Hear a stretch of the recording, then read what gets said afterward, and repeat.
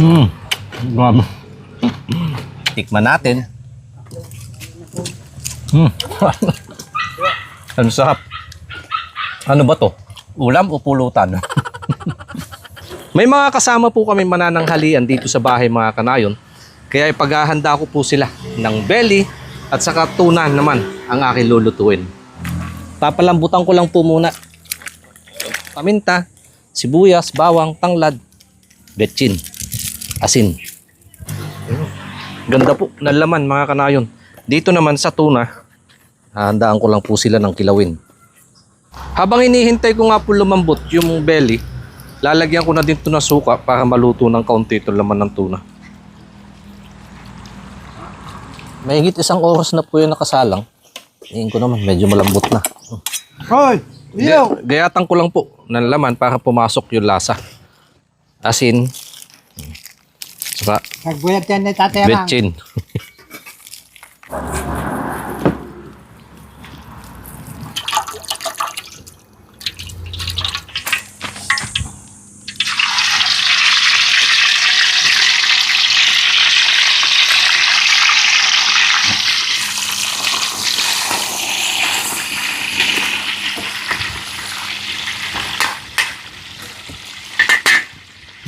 Ganyan na lang po yan muna mga kanayon.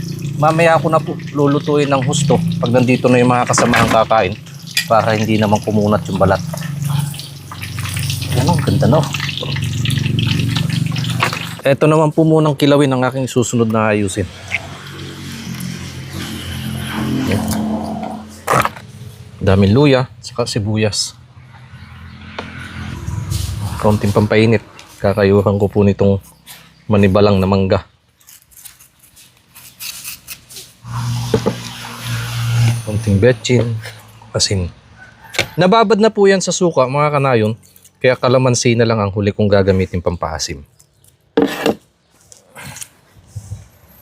Grabe, ang bango.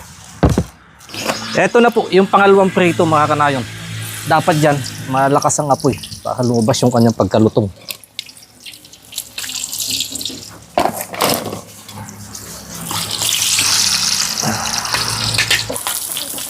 Yun, no? Ganda po ng kanyang balat. Wow. Lutong check po tayo mga kanayon.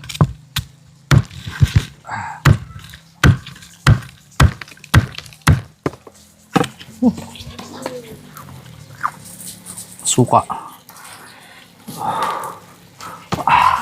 Mainit, pero masarap. Ano? Perfect texture. Sakto po yung kombinasyon ng taba, alat, tsaka yung dito sa suka. This is my favorite after all. Yummy. Mainit na lang. Pero ano itong?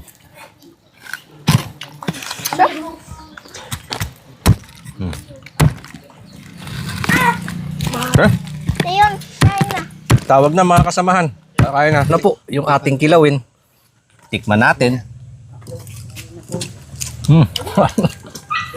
Ano sarap? Ano ba to? Ulam o pulutan? Sama na. Sama na. Dahil sibuyas. Panalo. Pakita mo yung sa likod ko. Naglalaway na. Okay. So, ayos. Masarap. Solve na lang po ang pananghalian. Inumpisahan ko lang. Dahil nandito na din po yung mga kasamahan natin para sa pananghalian. Oh, sandok! Hugas po ng kamay. Kung gusto mo magmukbang dito, dito na lang kumuha.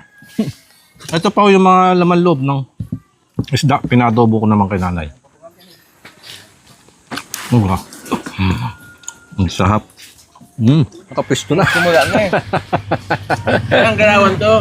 Simula na. Ayan, oh, plato. Ay, meron pa naman nanay kanina plato to. Yung iba, kuha na lang dito na lang sa dahon. Yan, dampot. Sama-sama na tayo dito. Ayan, kuha na po kayo dito, Uncle. Ito po yung adobo yan na naman. Isda, manghang nga lang yan, wayway. May sili. Ito po yung sausawan ng lechon suka. Pamdagdag sa hap. Yan, fish.